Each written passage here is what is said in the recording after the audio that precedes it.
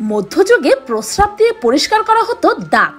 ধনীর বাচ্চাদেরকে প্রসবের পর বুকের দুধ খাওয়ানোর জন্য ভাড়া করা হতো ক্রীতদাসী। কান নিয়ে হয়েছিল যুদ্ধ, হ্যাঁ, মানুষের কান।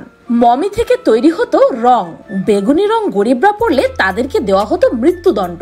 মধ্যযুগে অনেক নারী মনে করতেন তাদের গর্ভবতী হওয়ার পেছনে সবচেয়ে বড় অবদান হচ্ছে চাঁদের। মধ্যযুগে মানুষ কিভাবে চলাফেরা করত, তাদের খাবার দাবার কেমন ছিল, বিভিন্ন উৎসব কিভাবে পালন করত, এক কথায় তাদের পুরো জীবনযাপন পদ্ধতি নিয়েই মানুষের আগ্রহের কোনো কমতি নেই। তাই পিনিক পায়ের আজকের ভিডিওতে মধ্যযুগের কিছু অজানা এবং উদ্ভট তথ্য আপনাদের সামনে তুলে ধরবো। নাম্বার 1, অদ্ভুত জন্ম নিয়ন্ত্রণ।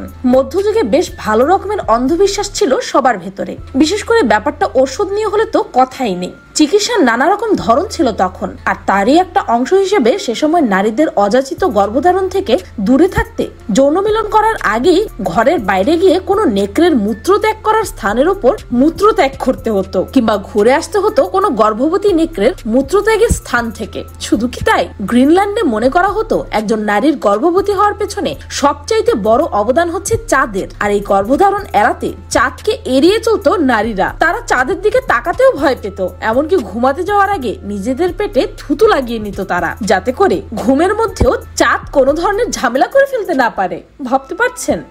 নাম্বার 2, প্রাচীন যুগের রানীদের রূপচর্চা। প্রাচীন যুগের রাজারা রানীদের সৌন্দর্য দেখে মুগ্ধ হতেন। তাদের সৌন্দর্য সম্পর্কে কথা বলা হলে বলা হয় যে চিত্তরগড়ের রানী পদ্মাবতী এতটাই সুন্দর ছিলেন যে একজন মুসলিম শাসক আলাউদ্দিন খিলজি চিত্তরগড়কে আক্রমণ করেছিলেন শুধু তাকে পাওয়ার জন্য। কিন্তু এখনকার নারীদের মতো প্রাচীন যুগেও নারীরা নিজেদেরকে রাজাদের কাছে আকর্ষিত করতে নানান পদ্ধতি অবলম্বন করত। যেমন প্রাচীন যুগের রানীরা মদের মধ্যে দুধ, ডিমের সাদা অংশ এবং লেবুর রস মিশিয়ে প্যাক তৈরি করত, আর সেই প্যাক ব্যবহার করা হতো মৃত চামড়া এবং কঠোরতা অপসারণের জন্য, যা চামড়া নরম করে। সে সময় রানীরা মধু এবং জলপাইয়ের তেল গাধার দুধের সাথে মিক্স করতেন। দুধে অ্যান্টিফিডিং প্রোডাকশন থাকে, যার ফলে বার্ধক্য বৃদ্ধির কারণ হ্রাস পায়। এছাড়াও মুখের দাগ নিরসনের জন্য ব্যবহার করতেন মুরগির চর্বি ও পেঁয়াজ। মৃত চামড়া তুলে ফেলার জন্য শামুকের খোলস চূর্ণ ব্যবহার করতেন। বয়সের সাথে সাথে পেকে যাওয়া চুল ঢাকতে কেঁচো পিষে এর সাথে তেল মিশিয়ে নেওয়া হতো। কিছু কিছু লেখক গালে লালচে রঙের আভা আনতে কুমিরের মল ব্যবহারের কথাও জানিয়েছেন। নাম্বার 3, কান নিয়ে যুদ্ধ। প্রাচীন যুগের দেশ দখলের যুদ্ধের কথা তো অনেক শুনেছেন, কিন্তু কখনো কি শুনেছেন কান নিয়ে যুদ্ধ হওয়ার কথা? কারো কানের জন্য যে যুদ্ধ হতে পারে সেটা 1739 সালের এই যুদ্ধটাকে না দেখলে কেউ বিশ্বাসই করতো না। সে বছর ব্রিটিশ নাবিক রবার্ট জেনকিন্স আদালতের সামনে গিয়ে দাঁড়ায় নিজের পচে যাওয়া কান হাতে নিয়ে। সে দাবি করে ওই কান একজন স্প্যানিশ কোস্টগার্ড অফিসার কেটে নিয়েছে, আর অভিযোগ করেছে যে জেনকিন্স চোরাচালানি করে। এক মুহূর্ত দেরি করেনি ব্রিটিশ আর্মি, সোজা গিয়ে স্পেনে হামলা চালায়। এ ঘটনার জের ধরে শুরু হয় ওয়ার অফ জেনকিন্সিয়ার বা জেনকিন্সের কানের যুদ্ধ। সাদা চোখে ব্যাপারটা দেখতে অদ্ভুত মনে হলেও বাস্তবে কিন্তু এই যুদ্ধ অনেকদিন ধরেই চালানোর চেষ্টা চালাচ্ছিল ব্রিটেন। স্প্যানিশ ফ্লোরিডা আর ব্রিটিশ জর্জিয়ার সীমারেখা নিয়ে সৃষ্ট ঝামেলা, ব্রিটিশ নাবিকদের হেনস্থা করা, এমন ছোটখাটো বেশ কিছু বিষয়ের জন্য 17 শতকের শুরু থেকেই তোড়জোড় চলছিল যুদ্ধের। ফলে জেনকিন্সের অভিযোগ পাওয়ার সাথে সাথেই একে অজুহাত বানিয়ে সবাই ঝাঁপিয়ে পড়ে যুদ্ধের ময়দানে। প্রায় 2 বছর ধরে ফ্লোরিডা ও জর্জিয়ার ভেতরে যুদ্ধ চলে। যদিও কে জিতেছে আর কে হেরেছে সেটা বলা বেশ মুশকিল। পরবর্তীতে এই যুদ্ধ থেমে গেলেও জন্ম দেয় অস্ট্রিয়ান যুদ্ধের, যেটা সমাপ্ত হয় 1748 সালে। নাম্বার 4, কুস্তি লড়াইয়ে হারাতে পারলেই হবে বিয়ে। চেঙ্গিস খানের বংশধরদের মধ্যে একটা প্রথা প্রচলিত ছিল। একজন পুরুষ যে নারীকে বিয়ে করতে চাইবে, বিয়ে করার আগে সেই নারীর সাথে কুস্তি লড়ে সেই নারীকে হারাতে হবে, তবেই তিনি বিয়ে করতে পারবেন ওই নারীকে। 1260 সালে জন্ম হয়েছিল খুতলুনের। 14টি ভাইয়ের একটি পারুল বংশে, কিন্তু পিতৃতান্ত্রিক সমাজ ব্যবস্থায় কোনো শিক্ষার অধিকারী তার ছিল না। তবে হার মানেননি তিনি। ঘোড়ায় চড়া থেকে তীরন্দাজি, মার্শাল আর্ট থেকে কুস্তি, সমস্ত ধরনের কসরতে নিজেকে করে তুলেছিলেন সিদ্ধহস্ত। তাকে বিয়ে করতে এসে অনেক পুরুষ লড়াইয়ে হেরে বিদায় নিয়েছে। কথিত আছে যে খুতলুন 1000-এর অধিক পুরুষকে কুস্তি খেলায় হারিয়ে দিয়েছেন। ভাবা যায় 1000 পুরুষ একটি মেয়ের কাছে হেরেছিল। নাম্বার 5, স্বামীরা স্ত্রীকে নিলামে বিক্রি করত।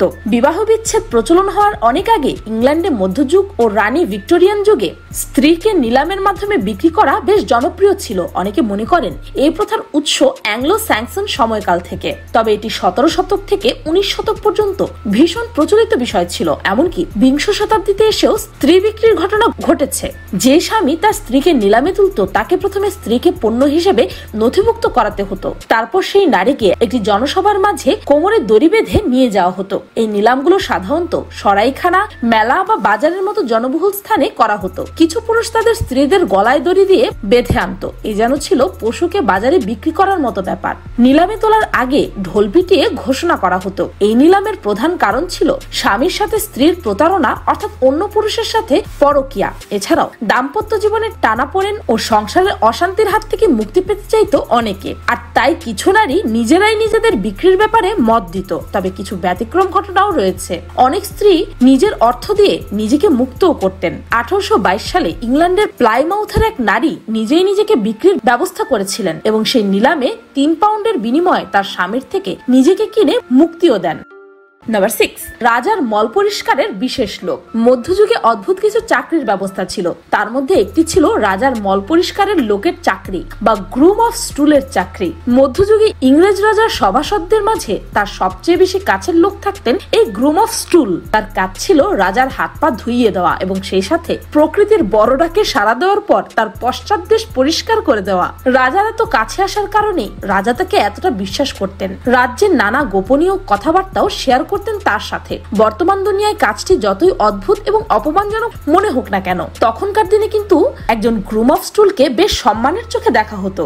নাম্বার 7, সন্তানকে বুকের দুধ খাওয়াতো দাসী। সন্তান জন্মের পর মায়ের বুকের দুধ খাবে, এটাই তো স্বাভাবিক। তবে প্রাচীন রোমে এই বিষয়টি অর্থবিত্তের উপর নির্ভরশীল ছিল।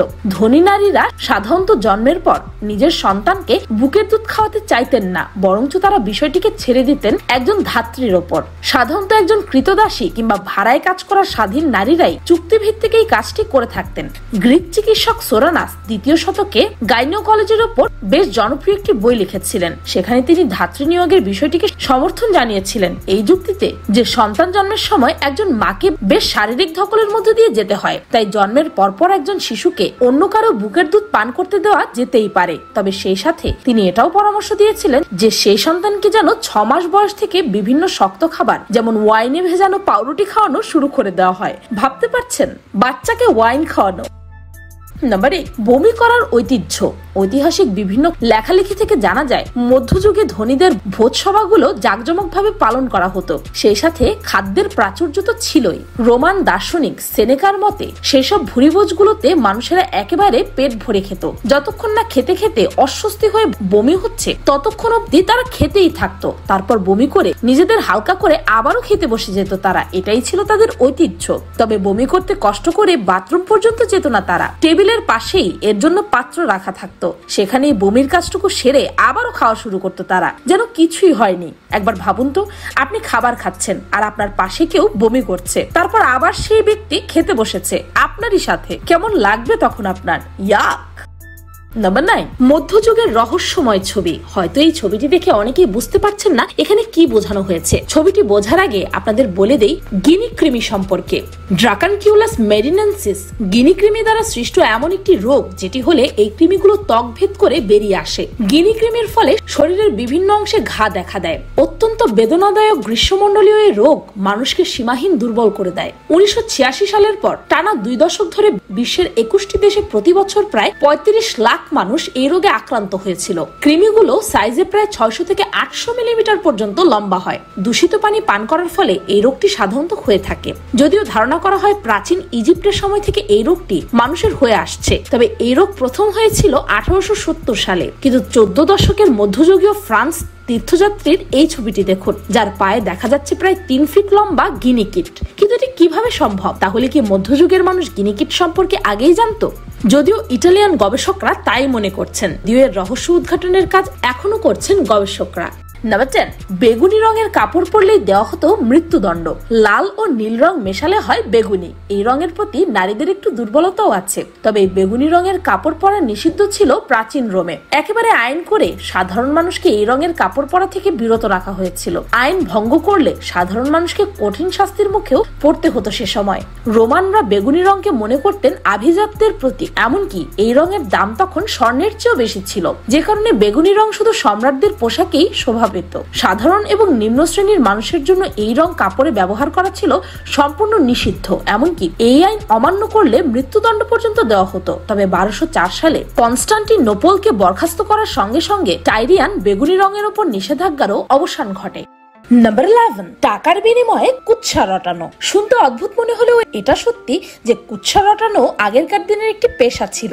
বর্তমানে আধুনিক যুগে এসেও কিন্তু এমনটা দেখা যায়। বিশেষ করে সংবাদপত্রগুলো টাকার বিনিময়ে কুৎসা রটায়। মধ্যযুগে তারা টাকার বিনিময়ে প্রতিবেশীর সম্পর্কে আজে বাজে কথা রটাতো। এছাড়াও তারা সকল মানুষের সম্পর্কে বিস্তারিত তথ্যও দিত অর্থ প্রদানকারীকে। এক প্রকার ছোটখাটো গুপ্তচরও বলা যেতে পারে তাদের, যেহেতু তাদের পরচর্চার জন্য তারা সত্য মিথ্যা মিলিয়ে মানুষের কাছে প্রচার করত। তাদেরকে সমাজের মানুষেরা প্রায়শই বিশ্বাসঘাতক ও তুচ্ছ দৃষ্টিতে দেখত, কারণ অর্থের জন্য যারা মিথ্যা বলে তারা তো যে কোনো কিছুই করতে পারে। তারপরও মধ্যযুগে এই পেশাটির বেশ কদর ছিল।